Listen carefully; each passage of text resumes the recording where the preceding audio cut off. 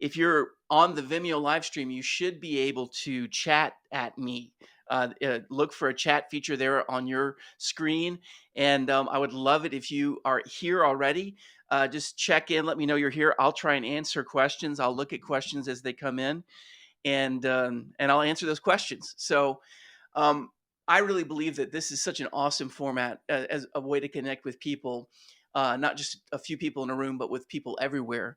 And as we get going with this more, and we get more of you tuning in, I would really love the chance to interact with people as we do this and answer questions that people might have as we go along. So I just want to say that if you're able to, let me know you're in. Oh, I see that. Hey, Jen, how you doing? Thanks for saying hi. Um, all right. So for now, I just want to launch into this second session in a series called "The Childhood Mandate." It was originally called "The Cold War on Kids," but I wanted to rebrand it a little bit to more closely reflect really the heart of what I'm getting at, because what this is really about is the heart of our kids. It's about going after the heart of our kids and fulfilling the mandate God's given us for our kids, and also realizing that we actually have been given a mandate for kids. God has given us this mandate so that we could raise up the next generation of kingdom builders and world changers. And there's also a realization in the title of this that there are other people who have a mandate. Who there are other people out there who think that they have something to do with our kids. And the truth is they do. The truth is there are influencers out there. I want you to just think back to a long time ago when you were a kid, or maybe you can think about your own child, and think about just how much we were influenced, not just by mom and dad, but by friends. I was talking with a friend earlier, and he said, when skateboarding was a thing, I was a skateboarder. When breakdancing was a thing, I was a breakdancer. When tight rolling your jeans was the thing, we all would tight roll our jeans. And if you don't know what that's all about, just search like 80s or early 90s fashion, and you'll figure it out. But I can remember even as a young dad, I mean, especially with our first son, just this feeling that, wow, there's so much that they pick up, and it seems like through osmosis, but it's really through the influence of other people. So like our oldest would come home, and suddenly he would start talking about these cartoons that I know they weren't watching at our house, not because we were totally against it, but we just weren't big TV consumers. But he would come home and he would know all the characters in these cartoons. He would know the basic storylines. And as kids get older, it's like, if it's Pokemon cards, they're everybody's collecting the Pokemon cards. And I don't know what the things are now for your kids, but if you have younger kids, your kids coming home your kids come home knowing they need certain things that their peer group is doing. Now, when they're young, the stakes might not seem that huge, but as they get older, this idea gets bigger and bigger. And we realize that there's this powerful force, and it's the force of peer pressure, right? And peer pressure has a way of impacting our kids and how they see the world and what they want to do. And as they get older, their identities are really shaped as much by the group that they're with as by the force that we've been in their lives. And as we send them out to school and they're out there more and more, we start to realize that the influence of these other groups is going up, and our influence seems in certain ways to be going down. And sometimes that can be a little frightening, can it? Because there are questions like, how are they going to handle alcohol? Are they going to be sexually active? Are they going to experiment with drugs? Are they going to get into pornography? All these different things. And you know that there are these outside influencers who are having an impact on your kid. And peer pressure is a real thing. Now, I want you just for a minute just to imagine that you actually found out that your schools were not just saying, hey, turning a blind eye to the fact that there are teenage kids going out drinking and partying. What if you found out that your schools were actually providing the alcohol for them? What if you found out that they were actually providing spaces for your kids to go party? In other words, what if you found out that there weren't just the normal social pressures that go along with other teens influencing other teens, but there were actually people who were in your schools, authority figures, who were actually condoning something that was totally against your lifestyle and what you were hoping to promote in your kids, and in fact was dangerous to them. Well, the basic premise of this video series is that actually does exist. There are actually forces at work, people in authority, people with positions of power who are having an impact on your kids. There are two big takeaways that I'm hoping that you're going to get if you tune in to this series of videos. The first one is this: that you have a God-given mandate to raise kingdom kids. You have a God-given mandate to raise kingdom kids. I want to start by giving a definition of mandate. Here's what it is. It can be used in two different ways. It can be used as a noun. It can be used as a verb. As a noun, this is what a mandate is. It's an official order or commission to do something, an authority to carry out a policy or course of action, regarded as given by the electorate. Or in politics, it can be it's the authority to carry out a policy or course of action regarded as given by the electorate to a candidate or party that is victorious in an election. So you hear about people get elected and they say, I now have a governing mandate. Or it could be used as a verb. It's to give someone authority to act in a certain way. Now, I want you to walk away from this series with a real sense that God has given believers a mandate in the lives of young people. And specifically, he's given parents a mandate in the lives of children. And that mandate is that you are raising up the next generation of kingdom builders and world changers. God wants you to be part of giving your kids a sense of identity, help them understand where their true source of security comes, and also having a deep sense of the calling that God has placed on their lives. This is what God wants for you. This is the mandate that God has given to you as a parent. But I want you to know something. There are another group of people who have assumed a mandate themselves. We talked about it some in the last session, and here's what it is. Progressive educators have assumed a mandate to socially engineer your kids. Progressive educators have assumed a mandate to socially engineer your kids. Now, we're going to unpack that over the course of several different installments of this class. As we talk about the childhood mandate, we're looking at these two radically competing mandates. Now, I want to start by asking three questions. These are the questions we're going to be covering in the time that we have tonight. The first question, what's going on? We all have a sense that there's something happening in our society right now. It's been showing up even since I started this class. We've seen it show up big time. It showed up in the Virginia elections. It's being talked about in the news media. There are people going back and forth all over the place about what's going on with kids in schools. So we want to look at some of this because there are a lot of hot button issues that are going on. What's the bigger story? What's behind these hot button issues in the bigger story that we're seeing? And finally, what do we do now? This is going to be something that we build on each time that we're together. So let's start. Just take a look at the issues that have become more and more the norm for discussion in our kids' schools, right?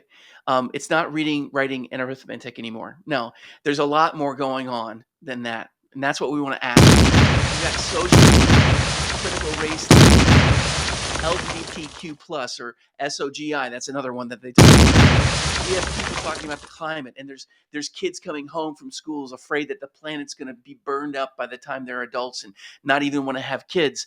These are the things that are going on. They are happening everywhere, and these are going on in schools, and people are hearing things, and now we see parents beginning to perk up and ask questions. And I think a lot of them are just wondering what's going on, and is this in my school? If you're someone who's wondered that, why don't you post that? Say, yeah, me. Raise your hand. Let me know that you've heard something about this kind of stuff in your kid's school.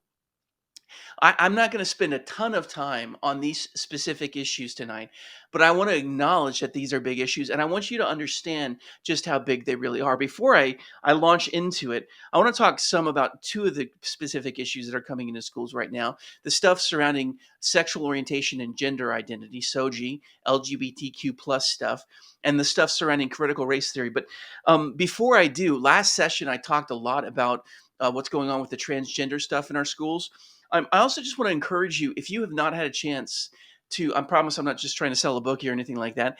If you're interested in these issues and want to go deeper than I'm going to be able to go in these classes. A friend of mine and I wrote a book called Compassion Without Compromise. How the gospel frees us to love our gay friends without losing the truth. In other words, how do we engage in this socially and culturally divisive issue right now, and an issue that's dividing the church? This book will take you a lot deeper into these questions, and specifically, we're looking at the issue of same-sex relationships and how they've been pretty much normed in our culture. And now we have a lot of Christians who are now norming that and saying, hey, Jesus wasn't really talking about this issue. It's not a big deal. Well, in this book, Compassion Without Compromise, my friend Ron and I, we went through and we looked at all the major arguments that are given by progressive Christians to say that this isn't an issue for us as Christians. We asked a bunch of questions. How can the hypocrites cast the first stone? In other words, why don't Christians just get their house in order instead of trying to be the moral police of the world? Why is sexual sin different from any other? Is there a difference between sexual sin and other kinds of sins? Jesus didn't seem to care about this issue. He never talked about homosexuality. So why should we care about it? Um, Hey, look, the Old Testament also said we shouldn't eat shrimp. If you're going to be consistent, why don't you be consistent? In this book, we also talk about the reality that Christians can love people even while standing strong on this. We talk about how this issue impacts the church. How should my church deal with this issue? How should my church be dealing with this issue? Let me just tell you, if your church never deals with this issue, it's because they don't want to deal with this issue. Can the gospel transform someone's sexual orientation? That's an important question for people to ask. And how can we navigate the soon-to-be everyday issues that are facing us? I'll tell you something. Ron and I wrote this book in 2014. And I would say the arguments that we made, especially as it relates to the teachings of Scripture, are still highly relevant. But in so many ways, it feels like it was something that was written for a different era, a different age. But if you want to go deeper on some of those things, I would encourage you to look at that. For now, I want to just answer the question, is this stuff really an issue in the schools? In case you weren't here last time, you didn't hear me talk about the issue, especially of transgender ideology in schools. I want you to understand that this is an active movement to invade our schools and to infect the thinking of our children. And I mean from the youngest age on up. We'll go into more detail about these in a future session.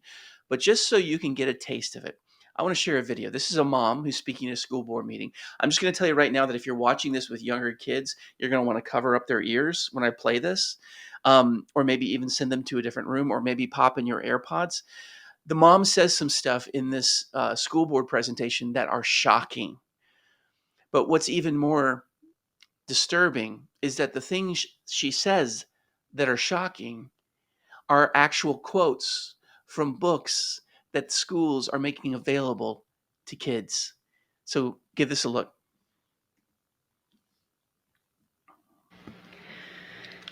After seeing a September 9th school board meeting in Texas on pornography in the schools, I decided to check the titles at my child's school, Fairfax High School. The books were available, and we checked them out. Both of these books include pedophilia, sex between men and boys. Both books describe different acts. One book describes a 4th grade boy performing oral sex on an adult male. The other book has detailed illustrations of a man having sex with a boy. The illustrations include fellatio, sex toys, masturbation, and violent nudity. Pedophilia here. From the author, Maya Kobabe, quote, "I can't wait to have your in my mouth. I am going to give you the of your life, and then I want you," end quote. From the author, Jonathan Evison, "What if I told you I touched another guy's? What if I told you I touched it?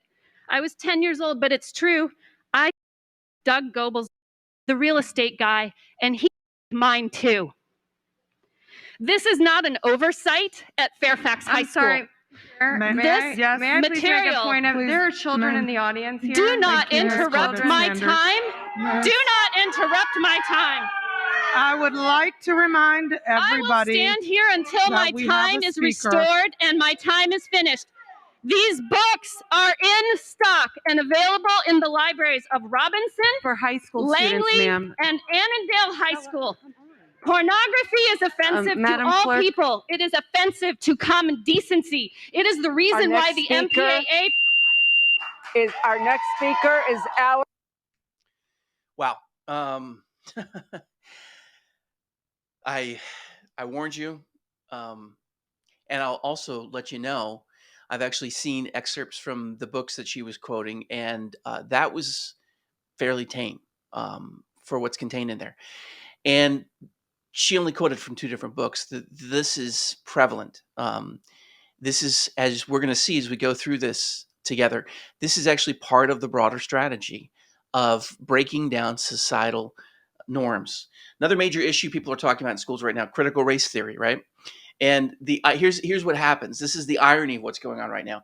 Anytime anytime parents bring up critical race theory, school board officials will say, "What? We don't teach critical race theory here." And then out of the very next breath, they turn around and they say, "It's really critical that we teach kids about equity, and we teach kids about systemic racism, and we teach kids about white privilege, and we teach kids about fill in the blanks, all these different things that are actual components of critical race theory." And so another brief clip here. This is a mom who showed up and said, "Look, you're saying you're not teaching critical race theory. You actually do teach critical race theory." And again, we're going to jump into this as a topic more deeply in future sessions, but just watch this. In Burnsville, there's a book called Something Happened in Our Town that was read to 4th graders. This book warns students that police are mean to Black people, but nice to white people. Cops stick up for each other, it says, and they don't like Black men. When a character asks why a Black man was shot, the character's sister responds, "It wasn't a mistake. The cops shot him because he was Black." I should add that this book is also listed by the Minnesota Department of Education, so it is likely being read in other classrooms as well. In Hopkins, school officials vowed to restructure student learning around 13 characteristics of white supremacy, which include requiring Black students to turn in assignments on time, along with expectations that hint at perfectionism or objectivity, which is thinking in a linear or logical fashion. The Hopkins junior highs have dropped traditional letter grades for a new assessment system, since letter grades are linked to what they are calling a dominant white culture. In White Bear Lake, a 6th grade choir teacher led a privilege and oppression activity that divided students into privileged and targeted groups based on their race, sex, gender, religion, and birthplace. Students were asked to share how they felt about belonging in either the oppressed or the oppressor groups. In Edina, K through 2nd graders did a melanin project where students learned to view themselves in terms of the color of their skin. St. Louis Park, the district is ending its traditional gifted and talented program at the elementary level and is instead opening it to all students with a focus on anti-racist talent development.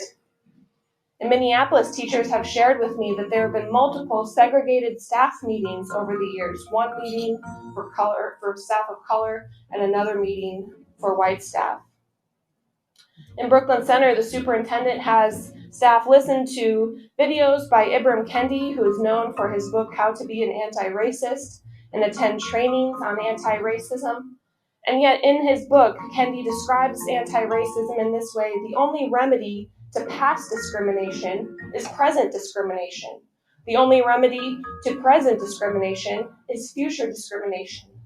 How is this supposed to restore and reconcile a society and help students view themselves in a way that will allow them to contribute meaningfully to society and the world? Wow. So that gives you a sense of what's going on, and it's going to be things that we dive into a little bit more deeply. I want to be able to provide you, hopefully, with some tools, and I'd love it if we can even converse on these things as we continue to improve the live stream experience. But I want to interact with you about these things. I'd love to know if you're seeing some of these things in your schools. Feel free to send me a message. Let me know that. You can go to my Facebook page, send me a message in Messenger. I'd love to hear if you're experiencing some of these things too, because the thing that's going on right now in our culture in a really big way is something that you've probably heard of called gaslighting. Um, if you've ever known someone who was in an abusive, emotionally abusive relationship, gaslighting works when the guy, not always the guy or the girl, but imagine the guy is treating this woman poorly. He convinces her that she's crazy. Every time that she brings up an issue, he's able to turn it around and say, no, it's your issue. And that's what we see happening in real time. Going back to the video about those two books, I mean, as awful as it was, the woman was treated as if somehow she was being inappropriate when it was school officials who had put those books in the hands of kids. Um, in that mother having to get up and actually lay out in great detail the examples of these things. The truth is that in many cases, parents are being gaslit about these issues. They bring it up and people say, well, you're just obsessed with sexuality, and you bring up critical race theory. Well, you must just be obsessed with race. This is a form of national gaslighting that is happening everywhere. And what I want you to understand is that the reason that it's so powerful and the reason they're so steadfastly committed to it is because progressives are being driven by a deep worldview. This is not a movement of the last few years. This is the movement of a last century. I talked about some of that last time. I want to dig into just a little bit more of it this time as well, because I think this is critical. Okay, so we're going to ask the second question. What's the bigger story? So we could talk about these individual things: climate alarmism, LGBTQ, SOGI stuff. We can talk about critical race theory. We can talk about socialism. These are things we will talk about in this series of videos. But what I want you to understand is that if we just talk about these things, we're only going to be operating at the surface level. What we need to do is to dig below the surface. And if we dig below the surface, then we're going to see something. We're going to see that what we're really facing is a battle of worldviews. There are fundamentally different ways of viewing the world, different convictions about the most important issues of life that are driving the parent mandate versus the progressive mandate. These are two different commitments that are, I would say, diametrically opposed. And I think this is where sometimes we as Christians, we want to show love and we want to have grace and we want to admit, all truth is God's truth, right? We want to admit these things. What we need to understand, and I would say those are all true statements, but what we need to understand is that the ideas being talked about in many of these cases fit within a larger superstructure, a set of ideas and a conviction, and in fact, a movement that is political, that is social, and that is cultural, that's every bit as radical as the Marxism that overtook communist China or that in the early 20th century overtook Russia. These ideological movements have a way of subsuming all of society under their grip. And the progressive movement that is behind all of these other things has been at work in our culture, in our society for a long time. And I would say that if you don't understand the progressive mandate over against the parents' mandate, then you're gonna miss out on what's really taking place here. So I want to talk about that just a little bit, and I think you can understand these two different ways of seeing things in just fundamental ways by asking two questions and seeing how each group answers those questions. So the first question is, who is the ultimate authority in the life of this person? You could even say, who's the ultimate authority in the life of any person? But certainly when you take a look at a question of who's the ultimate authority in the life of these children, what you're going to see is that there are two very different answers. From a progressive point of view, ultimately, they're always going to say it's ultimately the state, it's society that has the ultimate authority, that it's society that grants us our rights. It's society that decides what we deserve or what we don't deserve. It's society ultimately that trumps the individual. We talked about some of that last time. as Christians, and I would say in concert with the founding vision even of our country, we would give a radically different answer. We would say ultimately, God is the final authority, right? God is the one who grants us our creation. God is the one who grants us our rights. And so you see a totally different viewpoint on who has ultimate authority. And that works itself out in another question. Who has the mandate to raise this child? Who has the mandate to raise this child? Now, I would venture to guess that the vast majority of Americans believe that they have the right to raise their kids. We would all say, we need safeguards in place, right? If there's abuse, if there's bad things happening, we need to be able to come in and protect those kids, right? Everybody knows that. But we would all say that we have the right to raise our kids, that we have the right to teach them what we believe according to our beliefs. That's not how the progressives see things. In fact, if the first question was about whether God has ultimate authority or state and society has ultimate authority, the second question has to do with the role of parents and the role of schools. Because within the progressive worldview, schools are the ultimate arbiters of how children are to be raised. Now, you'll see this viewpoint poke its head through in many different ways, and I could give you lots of examples. I will as we go forward. But ultimately, from a progressive viewpoint, schools are the experts on how your child should be formed. Educators are the ones who know the kind of character your child needs, the kind of beliefs that your child needs, the way that your child views their place in society, their sense of purpose, identity, security, calling. All of these things are meant to be conveyed to children by their schools. That's one of the reasons that you often will hear, and I would encourage you, pay attention. Maybe it's not the case in your school, but I'll tell you, you will, if you pay attention, you'll see in many cases, even on official documents, it doesn't reference parents of children, it references guardians. Because you know what? Parents are just the biological guardians of their kids. It's the schools who, in the progressive vision, have the right to raise children and determine the best way to raise a healthy child. Of course, we would say things are radically different. We would say that parents are the ones who are called by God to raise these kids. That God has ultimately called parents to be the ones to steward this child into adulthood under the authority of God. This is how we see things. We believe that this person is made by God, is ultimately accountable to God, is someone who is an eternal soul that belongs to God, and we have this sacred duty to steward this person according to the way and that God would have us do that. Now, as parents, traditionally in our culture, there's been an understanding that we entrust to schools the right to educate our kids. But there's an old Latin term that was always used when talking about the relationship between educators and parents. It's in loco parentis. In other words, that it's schools are being granted this right to educate our kids, but they do so under the mandate of the parent's ultimate stewardship of that child's life. Now, that's not how progressives see the world. And for them, you need to understand something, that the mandate that we have as parents, as kingdom parents, trying to raise our kids to be kingdom ambassadors, it is in direct opposition to what the progressives want for our culture and for our society.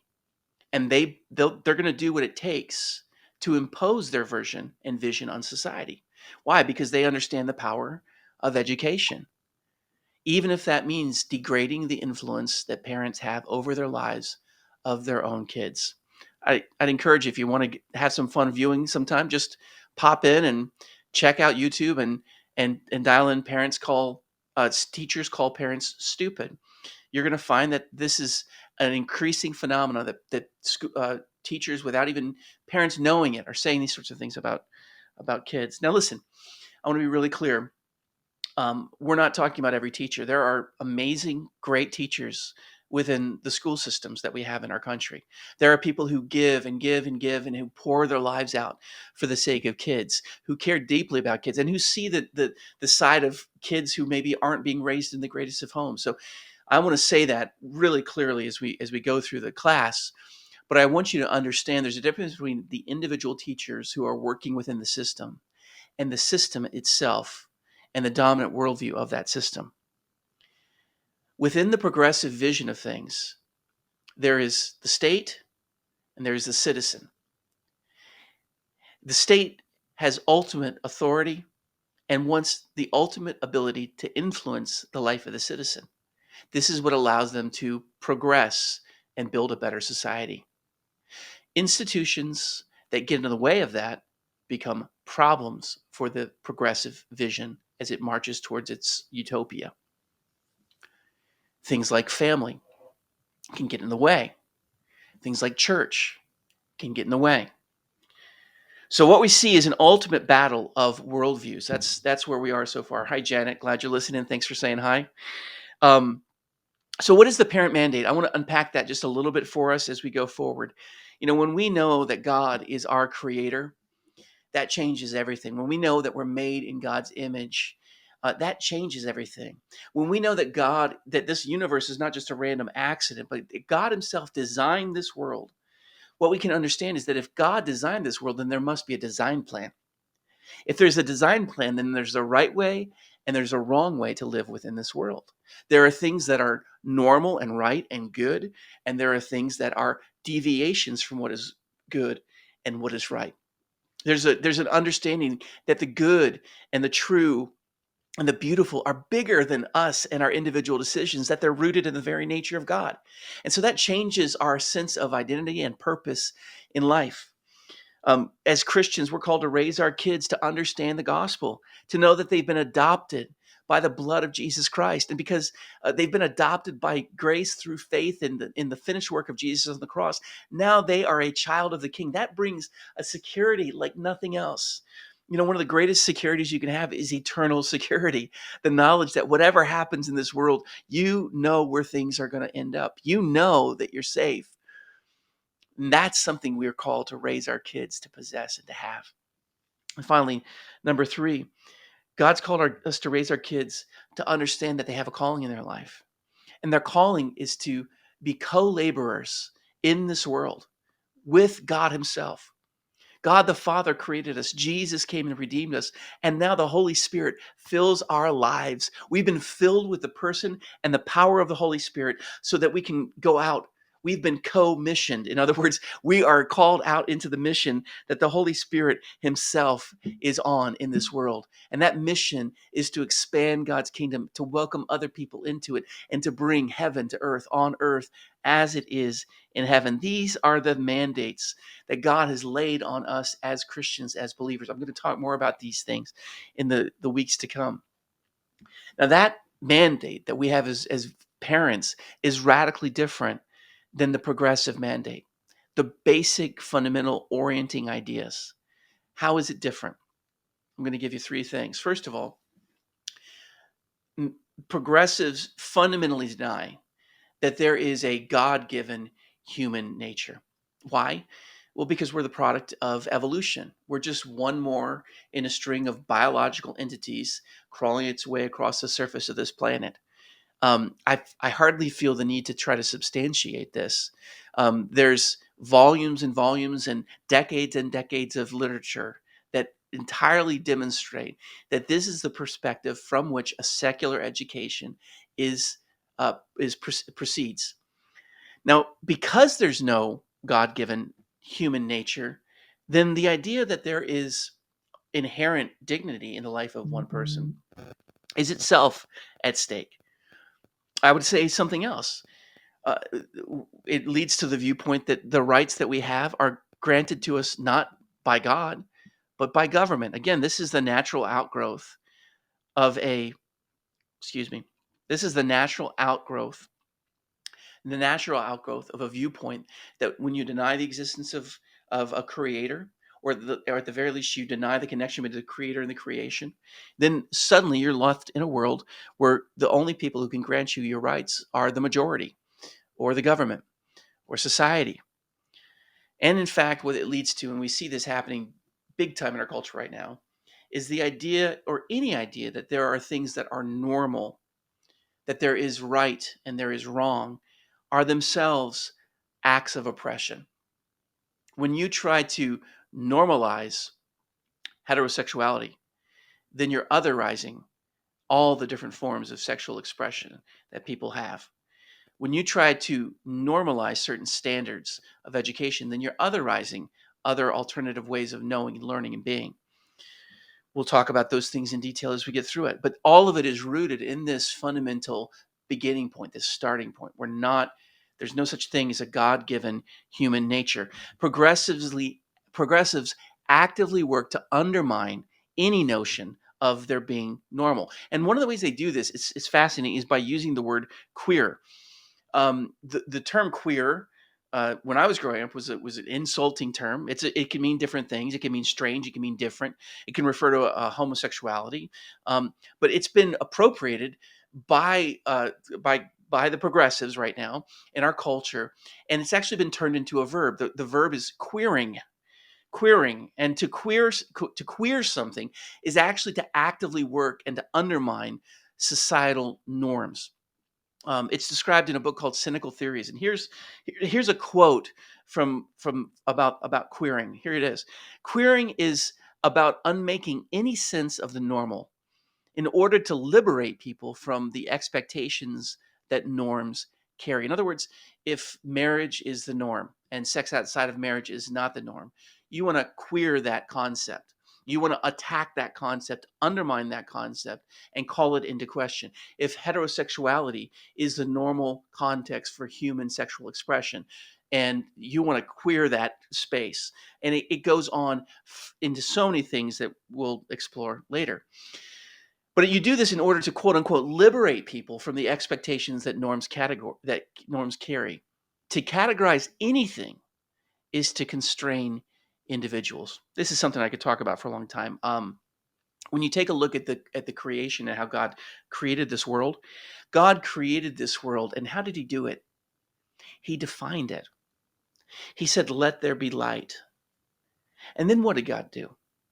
God made distinctions. He made a distinction between the light and the darkness. He made a distinction between the waters above and the waters below. He made a distinction between the earth and the land. And it's in the context of created distinction that you now have life. He fills the sky with stars, the sun and moon. He fills the air with birds, the fish, the sea with fish. He fills the land with creatures. And then he does this ultimate work of making a distinction, and he distinguishes humanity from the rest of the animal kingdom. And then he goes even further. He makes a distinction between man and woman. This is where you begin to see the ultimate, I would say, diabolical roots of the progressive vision. The progressive vision is propelled and moved forward by the very idea that every single distinction is itself an act of oppression, and that the only way to freedom is to undermine those distinctions. Another element of the progressive mandate: security through social engineering. Let me just define what social engineering is. I said at the very beginning of this that the progressive mandate is that they think it's their job to socially engineer your kids. It's their job to socialize your children and make them good citizens of the progressive state that they want to bring into this world. What is social engineering? Here's the definition: it's the use of centralized planning in an attempt to manage social change and regulate the future development and behavior of a society. This is part and parcel of the vision of the progressives. It's to engineer a perfect society. Now, last time, in the last video, the first one of this series, I talked about how progressives at the beginning of the 20th century attempted to socially engineer our culture. What do you think about when you hear the idea of a blonde hair, blue-eyed master race? You think about the Nazis, don't you? You think about Hitler, don't you? You know who came up with that concept? It wasn't Nazi Germany. It was American academics. This is a matter of record. It was in all the major universities. They defined what they thought of as the perfect human being, the perfect man, the healthy, robust future of humanity. And against that, they measured all other races, abilities, And they began to try to do something. They wanted to control the future of human evolution. So they developed eugenics, originally a term coined by the nephew of Charles Darwin. It was adopted by American progressives, and it led to all kinds of terrible things, including the sterilization of more than 60,000 American citizens against their will. In fact, when Adolf Hitler was in prison after World War I and before he rose to power, he actually read a book by an American academic progressive, and he wrote him a note. It was a book about eugenics. It was about a book about how to perfect the human race. And Adolf Hitler, the future Fuhrer of Nazi Germany, wrote to an American academic and said to him, "Thank you so much for this book. It is my Bible." Progressives have always been willing to socially and do whatever they could to socially engineer our culture. And the truth is, unfortunately, it's fairly easy to socially engineer people. A lot of times we're just going about our lives, right? And I think this is the thing that's frustrating for so many parents, for so many people who just think, I don't have time for this. What's this going on? And so often people who are just going about the business of living, they don't understand that behind the scenes there are people who are engineering their world, engineering their lives. And the more that you are just going about your lives as a normal, trusting person, the less likely you are to see that there is a purpose behind much of what's taking place. Now, I have a humorous example of that. Watch this video real quick. This is a little example of social engineering. We're talking about cybersecurity today and how safe people's passwords are. What is one of your online passwords currently?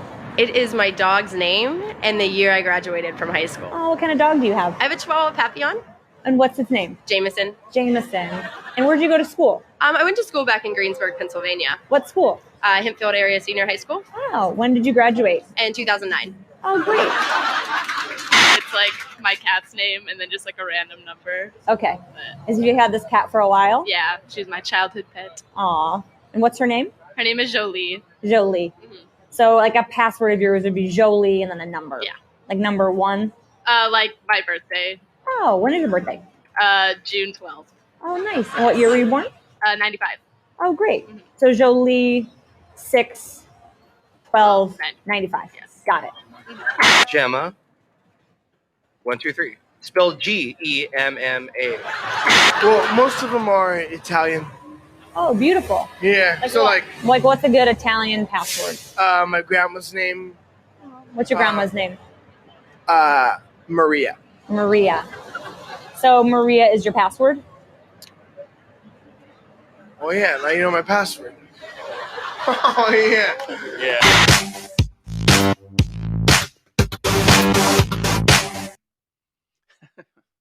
That was pretty funny, wasn't it? It's amazing how quickly you can get people to do something if they don't have any idea that it's happening. As we'll see as we go through this, that's why there's such an effort to control the language. And very often we adopt it without realizing it. The Bible talks a lot about justice. It never mentions social justice. We all believe in equality, but I'm not so sure we should adopt the language of equity. We'll see some of these things as we keep going through this. But what you come to realize is that the progressive vision, which is the dominant vision in education today, seeks to engineer society by reaching your children. And it's not really a surprise, is it?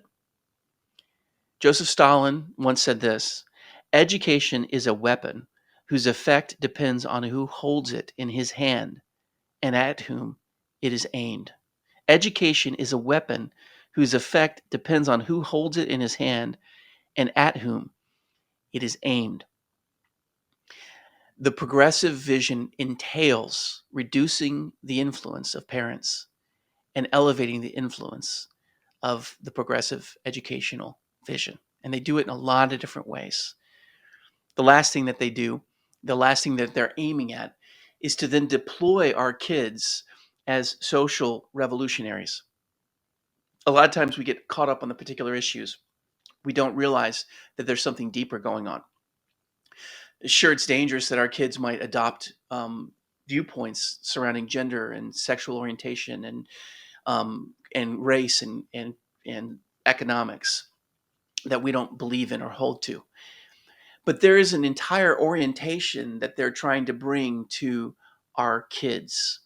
This idea that we're meant to be free agents who are operating with God-given rights in a free society, and that you're called to be equipped with the ability to think rationally and respond rationally to your environment and make your own decisions and accept the fact that there are going to be lots of different people who choose to live different ways. I think we'd all agree with, like, that's kind of what we would think is part of what we want education to do, right? Well, there's a whole new identity being given to kids. There's a whole new mission that's being given to kids, and it's very different than the purpose that God gives us. It's different than the mandate that God gives to us. And the whole purpose that schools have for our kids is to help them to see themselves as revolutionaries, as people who are here to help make the world a better place. And what makes it so hard is, who's going to disagree with that? Who doesn't want to see the world be a better place?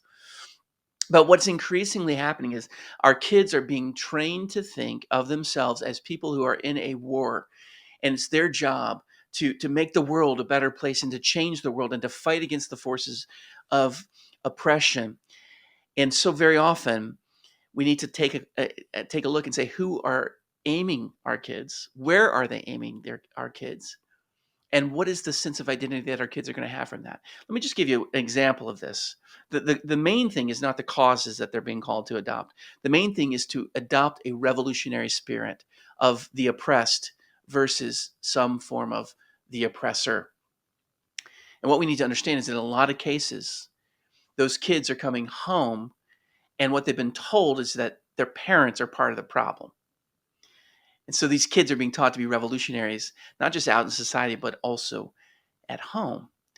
Take a look at how things are being discussed when it comes to the issue of climate. And let me just give you an example of what it looks like to unleash kids as revolutionaries. Who's running our money? Who's running our money? Whose streets? Our streets. Whose streets? Our streets. What do we want? I think that climate change is a really important issue that isn't getting the attention it deserves in the government. And I think that if we don't act soon, then a serious crisis will be on our hands. I say save, you say humanity, save, humanity, save, humanity. So for me, it feels really important to encourage youth to be involved in this movement, just because we're the ones who are going to be here longer than anyone who's older. And it's us and our kids who are going to be really affected by it. It's really unbelievable and really startling to know how little time we have to actually reverse the damage, and what happens if we don't, the generations after us, how much more work they're going to have to do to put into reversing it.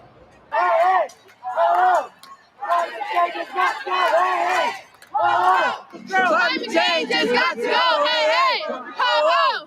So if it takes the younger generation to make adults kind of turn around and take notice, I want to be here as an adult for all of the younger generation saying, we are behind you, we believe in this, we need to reduce the carbon emissions in the world. It is patriotic to be for a clean planet, clean air for our children, our grandchildren, our great-grandchildren. And I'm super proud to be out here today with all these coworkers from the different tech companies that are here and many other people as well supporting this cause.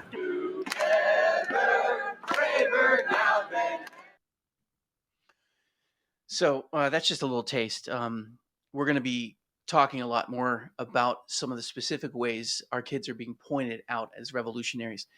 But at the heart of it is a worldview that says the job that there's at the heart of it is a worldview that splits people up between oppressors and the oppressed. And the role of the progressive educator is to point the kids at the right oppressors. And I don't know about you, but if you know anything about history, when you begin to divide society up that way, when you cease to see people as individuals with God-given rights And when you cease to see justice as something that's being done on a person by person basis and instead say it's your job to tear down cultural institutional systems, and when it's your job to say that certain classes of people and certain groups of people based on whatever external factors are the good guys and other people are the bad guys, or certain people that have certain perspectives are the good guys and other people who don't have those same perspectives are the bad guys, that is a formula for a revolution that currently is not very violent, although there is quite a bit of violence going on, that turns it into a place where there can be calls for open violence against people who are the oppressor. And I could give lots of examples of that. I'm not going to. But here's what you need to know right now, that this progressive movement has been going on for a while, and they're not giving up. Stalin said it. I mean, Lenin said it long ago, that Stalin said that education was important. Stalin said that education was important. Another communist leader named Vladimir Lenin understood that you have to have your eye on the long game when it comes to this stuff. Look at what he says. Sometimes it is necessary sometimes to take one step backward to take two steps forward. There is a fervent and it's an ongoing effort that's been going on long ago. And I'm 46 years old. I had to think about that for a second. I'm 46 years old, and I'm shocked by how much things have changed since my childhood. I'll be honest with you. I've seen the world shift radically just in the last decade. That's part of the progressive vision. There might be setbacks. School boards might get called out. They might get voted out. But the overall vision and apparatus of the progressive mandate is pushing forward. They view these things as setbacks, not as renunciations of what they want to see happen. Why? Because ultimately it is about societal revolution and social engineering. So, last question. What do we do now? This is going to be an ongoing series, hopefully addressing that basic question. But I want to just give you three things. First of all, don't look away. Don't look away. I'll be honest with you. Every time I'm doing this work and looking into these things, it's easy to get overwhelmed. Now, I'm not saying you need to dive in with both feet and become obsessed about this. But also, we're not allowed to just bury our heads in the sand. One of my favorite things to realize whenever I'm facing these things is that Jesus is king, that he's still on the throne, that Jesus wins. That's good news, isn't it? I mean, that's really great news. But you know what? That doesn't absolve us of our responsibility. And in fact, it can sometimes be a cop-out. It really can. Because one of the ways that Jesus exercises his kingship is through us, his people. We're the ones who've been called to pray, your kingdom come, your will be done on earth as it is in heaven. We're the ones who've been called to bind and loose, and whatever gets bound on earth has been bound in heaven. Whatever gets loosed on earth has been loosed in heaven. In other words, we need to understand what's going on if we're going to be a people who reach out and make a difference in this world. And you, as a parent or as a grandparent, you need to be aware of what's happening in the lives of your kids. If your kids are in the public school system, and I'll just say this too, many Christian school systems are experiencing the very same set of things. You need to understand that there is an effort to influence them along these lines. It might not be explicit, it might not be readily apparent, but it's going on and you can't bury your head. You need to get educated so that you can identify it when it happens. I recently had the experience of speaking with a public school teacher who I admire greatly, and I love the fact that this guy is out there teaching kids. It's awesome. And we began having a conversation. I said, "Well, I'm actually doing some thinking about this stuff." And I asked him about critical race theory, and he says, "No, we don't. I don't see that in my schools." And I just asked him a few other questions about some of the tenets of critical race theory, and he says, "Oh, well, yeah, actually, no, that is the way it is in our schools." And I said, well, I asked him about discipline policy or grading policy or some of these different things. And as we talked about this, as I remember it, he began to say, whoa, there's a lot more here than I realized. That's why we're doing this class, is because I want to help you not bury your head in the sand. And we'll get into the more of the specifics as we go through the other ones. This isn't someone else's fight. This is the fight that God's called you to. He's called you alive for this time. You have a mandate for your kids. So we can't look away. Second thing I would say is don't be naive. Please, I hope I don't offend you by saying that.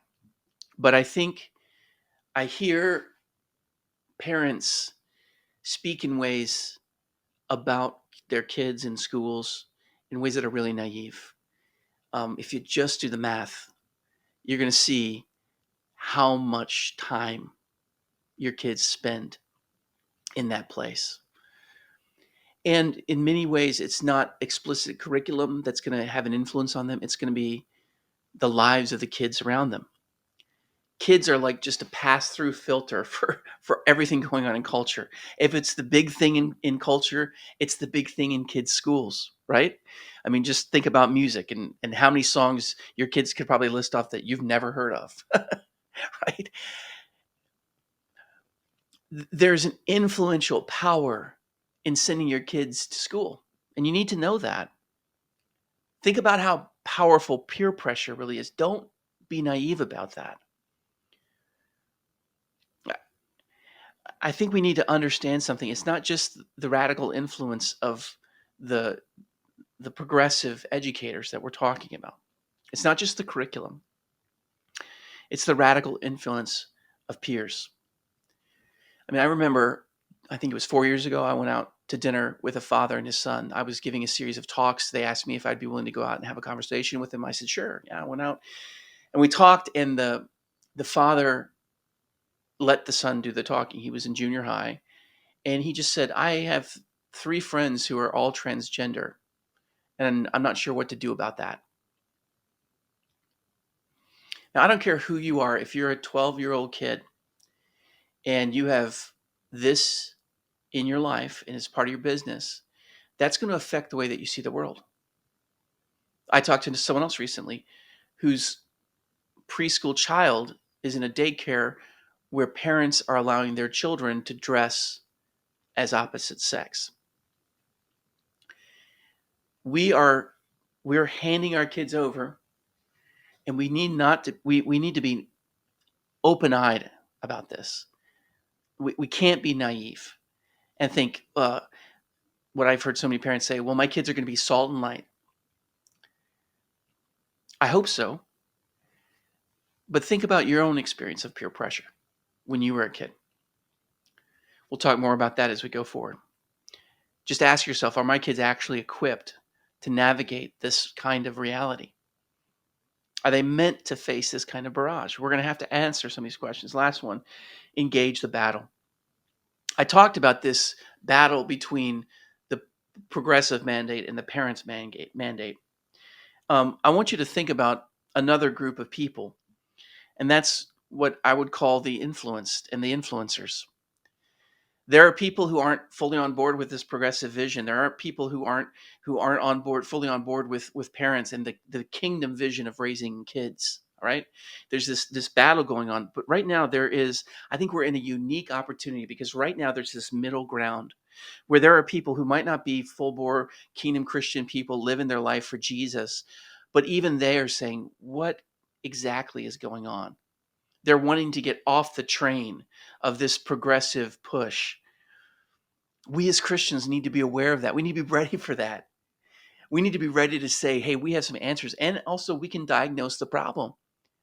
You know, why are people coming in and saying some of this crazy stuff we're hearing about? Well, we can tell you why.